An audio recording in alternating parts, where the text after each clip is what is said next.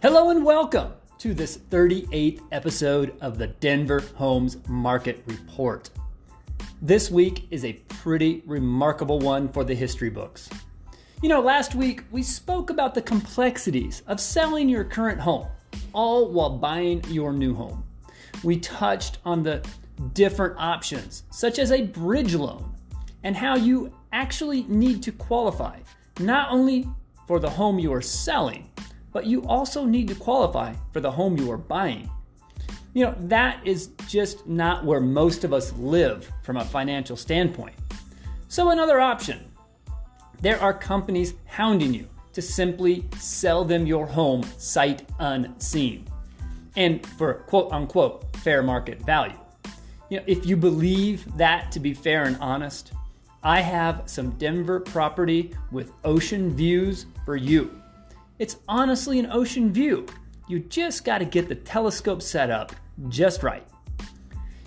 Honestly, I can tell you, the only way to reach fair market value is to market your home to the full market of potential buyers. So that starts with your local MLS. All those other sites get the vast majority of their listings through a licensing agreement with your local MLS or multiple listing service. I don't care if it's Zillow, Trulia, realtor.com, denverhomesmarket.com, modedenver.com, or any of the other hundreds of sites out there. It's a licensing agreement known as IDX. None of the national sites are actually the source of information, even though they try to make it seem like they are the authority. They are not. Each of the local MLS are the source.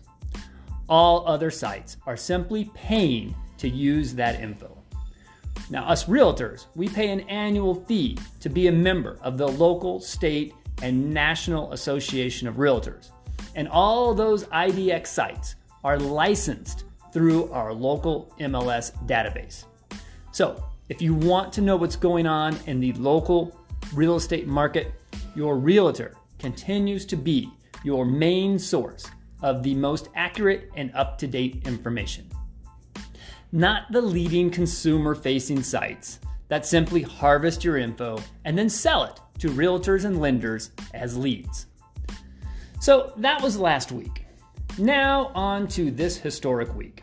So you may be asking yourself, what makes this week so historic and special?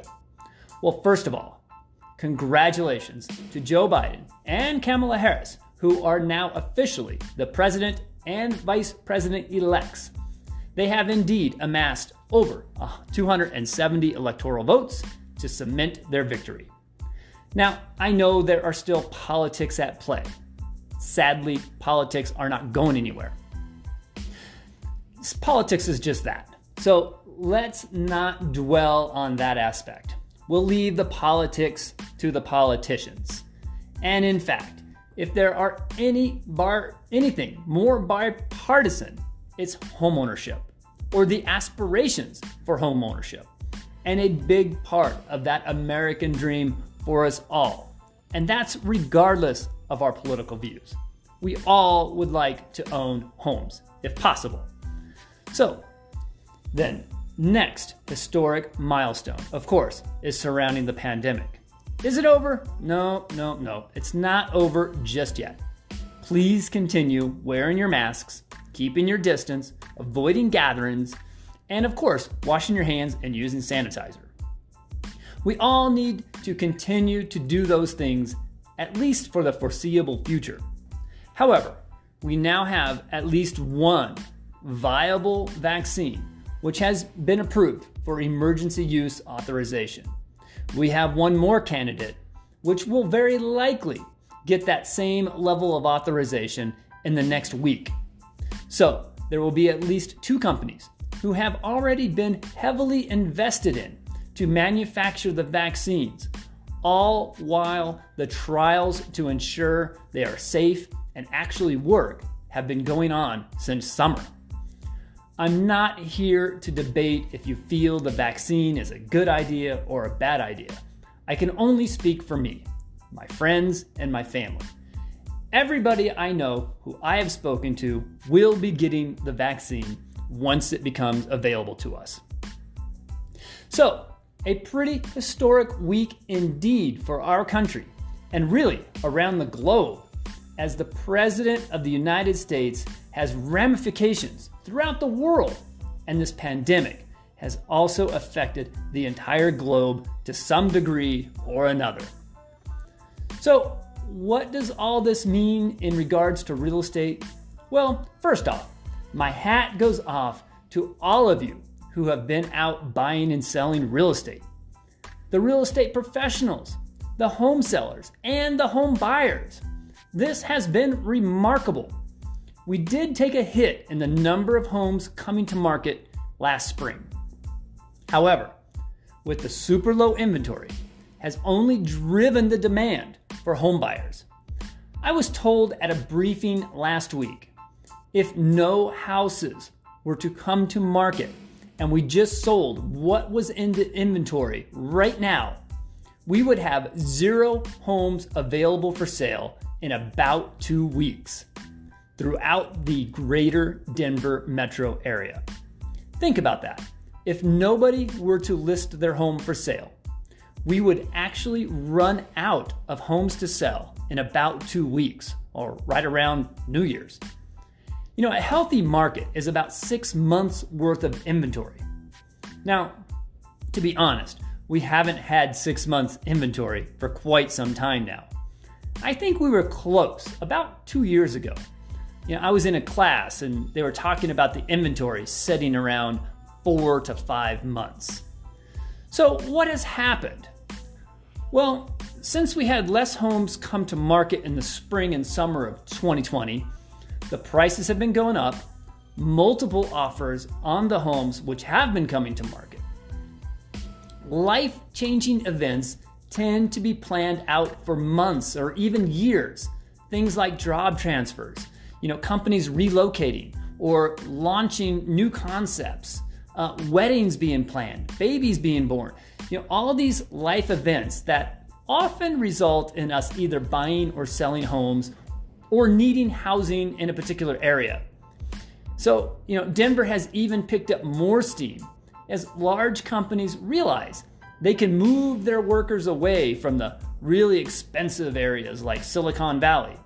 And many of their employees can work remotely, where housing prices are sometimes 50% or even less of the cost of living in some of these other tech-heavy locations. So homes were not being listed at nearly the level we had seen over the past 6 or 8 months. So this winter season has been like no other I have ever seen before. It's been busy and with no end in sight. I mean, interest rates are at 2.75%. That's also driving buyers, out of the woodwork. Their buying power is the strongest it's been in at least a decade. I've had buyers who, tried to buy a home just a few years back and only qualified for, let's say, $350,000. And they are amazed when I connect them to Jackson Riggs of the Mortgage Network, and they find out they can now pay about the same monthly payment they would have had a few years back. But now, instead of $350,000, their buying range is around $500,000. You may not think interest rates going from a 5% range to now below 3% would make such a huge difference, but it does. If you have not had a lender take a hard look at your buying power in this past year, you need to do that today. You will be amazed on how much home you can actually afford when you're only paying 2.75% on the interest. Give me a call and I'll get you in touch with Jackson. 720-688-5110. Now, if you own a home and you are thinking of selling, now is your golden opportunity. Buyers are willing to rent you back your own home, even after you close, giving sellers a month to close on their new home. So, we list your home, we get an offer, we get it closed, you get your money, and then you stay in your home for another month as you work through the contract and the closing process on your new home. If you're thinking, in the next 3 to 5 years you're going to sell, you might as well do it at a time when you can get top dollar and very favorable terms in your contract. Again, 720-688-5110. If you are even thinking of selling your home, please call. Let's discuss your options. Okay. It's been a long time since I went out to a neighborhood and reported on how many listings the area has currently available and highlighted a few to talk about. So I figured today I'll take you to a little community just a couple miles outside of Denver known as Wheat Ridge. This community seems to be getting closer and closer to Highlands and downtown each and every day. The amount of development which has been going on in Highlands and West Highlands and Sunnyside just keeps going. And now Wheat Ridge is also on fire with development. Before we get into the current listings, let's talk a little bit about what makes Wheat Ridge such a great location and perhaps an area you may want to consider putting some effort into your home search of this area. The main reason is the close proximity to, Denver, Golden, Lakewood, Edgewater, Broomfield, etc. It's very centrally located. You have I-70 going right through the north side of the neighborhood. You have Sheridan on the eastern border. You have the west side kind of runs along Ward, and where I-70 bends to the south, then you have the southern border running along Edgewater. So you can get to a wide varieties of areas in a pretty short order. Now the history of this community dates way back. I mean way, way back. Starting in about 1859 during the gold rush. Think about it. The location is perfect for that sweet spot where one could get a rest and a hot meal before heading back up into the mountains mining for that elusive gold. Why head all the way back down into Denver? Today, that's a 10-minute drive. But back then, you were probably on horseback or a carriage of some sort. When just a few days later, you're going to be heading back up to the mountains anyway. Today, you'll find a wide variety of homes that have been built over the decades there in Wheat Ridge. You may wonder why, when you drive through, you'll see a large Victorian or maybe a large Denver square. And then all around that large ornate home, you'll see all these either bungalows or ranches. There is a good explanation for that. If you know your history, those large homes used to be the farmhouse. And there were fields of farming land, which were the lifeblood of the families who worked in those farms and lived in those large homes. However, as land became more expensive, at some point, the family farm would be sold off and the fields were no longer used for farming. The areas were later developed with these smaller bungalows in the early 1900s. And then we had another housing boom after World War II in the 1950s and 60s. So when you see a large home in Wheat Ridge, or really throughout the suburbs of Denver, then you see a development of smaller, maybe more modest homes from a completely different era. That is likely the story.